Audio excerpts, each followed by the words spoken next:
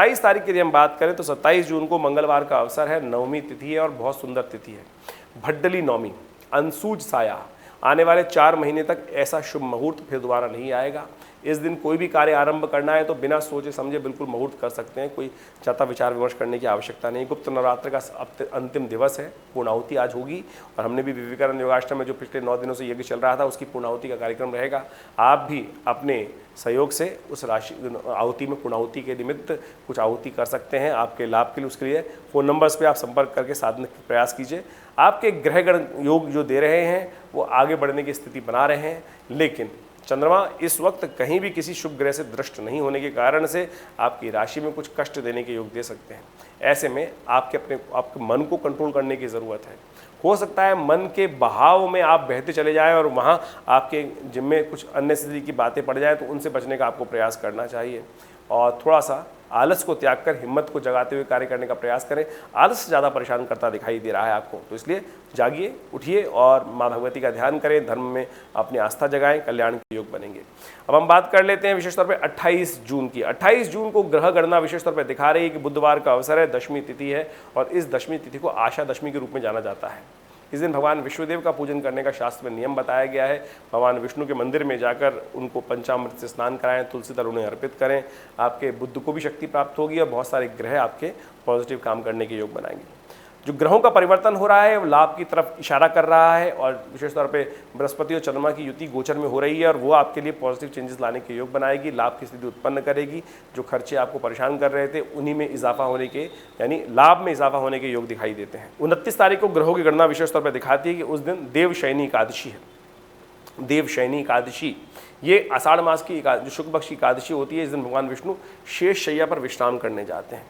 आपके राशि के अनुसार से दिन आपका उचित है। परमात्मा की कृपा से आपके जीवन में लाभ की स्थिति बनेगी। यदि पॉजिटिव काम करेंगे, आलस को त्याग कर काम में लग जाएंगे तो गारंटी हम ले रहे हैं कि आपकी लाभ की स्थिति प्रबल होने के योग दिखाई देते हैं। हिम्मत जगाइए, बड़े लोगों संपर्क साधने की, अच्छी मित्रता का लाभ प्राप्त होने के अवसर हैं, लेकिन केवल इस बात का ध्यान रखिएगा, केवल ज्ञान उपदेश देने की ज़रूरत नहीं है।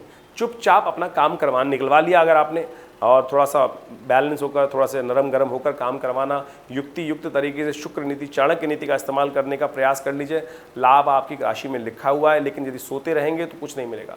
जो सोवत है सो खोवत है, जो जागत है सो पावत है। जागिए, उत्तिष्ठ जागृत प्राप्त वरान निबोधता। उठिए, जागिए, चलिए, समय आपका अनुकूल है, लेकिन आप अपनी मशीन को ठंडा करे बैठे हैं तो इससे आपको लाभ होने वाला नहीं है। हिम्मत जगाइए, वो बहुत ज़रूरी है। भगवान विष्णु का पूजन करें, उनका विशेष तौर पर स्तोत्र पाठ करें। सहस्रसी रेखा पुरुखा सहस्राक्ष सहस्रपात सभो में ग्वं सर्वतत्वात्रतिष्ठदशांगुलम, ये पुरुष सूक्त का मंत्र है। ऐसे में कहा जाता है कि भगवान विष्णु को ये प्रीतम स्तोत्र है, इसका पाठ करके भगवान को निंद्रा में ले जाना चाहिए और भगवान को शेषशैया प्रदान करनी चाहिए। उससे आपके बहुत सारे कष्ट भी दूर होंगे।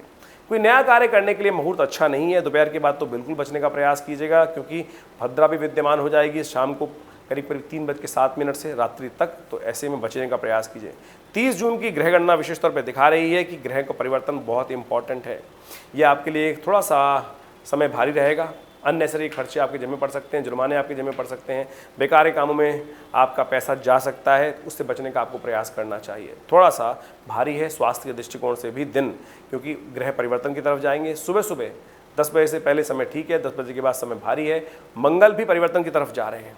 मंगल का परिवर्तन विशेष तौर पर बहुत सावधानी भरा है। मंगल वैसे तो शक्ति संपन्न हो जाएंगे, उत्साह का वर्धन करेंगे, हिम्मत जगाएंगे, लेकिन कई बार हिम्मत जो होती है वो नेगेटिव तरफ चली जाती है, क्योंकि ये हिम्मत जो है वो शनि के सामने आ रही है। यानी मंगल राशि परिवर्तन करके बिल्कुल शनि के साथ समसप्तक योग बनाने जा रहे हैं आने वाले कुछ दिनों के लिए, करीब 1.5 महीने के लिए। ये आपके लिए कुछ स्थिति अच्छी नहीं है। ऐसे में अननेसेसरी क्लैशेस हो सकते हैं, परेशान कर सकते हैं, तो उनसे बचने का आपको प्रयास करना चाहिए। वैसे विश्व के लिए भी ये स्थिति अच्छी नहीं है। विस्फोटक स्थिति उत्पन्न हो सकती है, अंतर विरोध उत्पन्न हो सकता है, वही मनस की स्थिति बन सकती है, कई तरह से प्राकृतिक आपदाओं के योग दिखाई देते हैं। उन सब से बचने के लिए आप अपने मानसिक तौर पर अपने को स्थिर रखने के लिए कोशिशें करें। हनुमान जी का पाठ करें, सुंदरकांड का पाठ करें, उन सब से आपके लिए कष्टों को दूर करने का अवसर प्राप्त होंगे। धन्यवाद।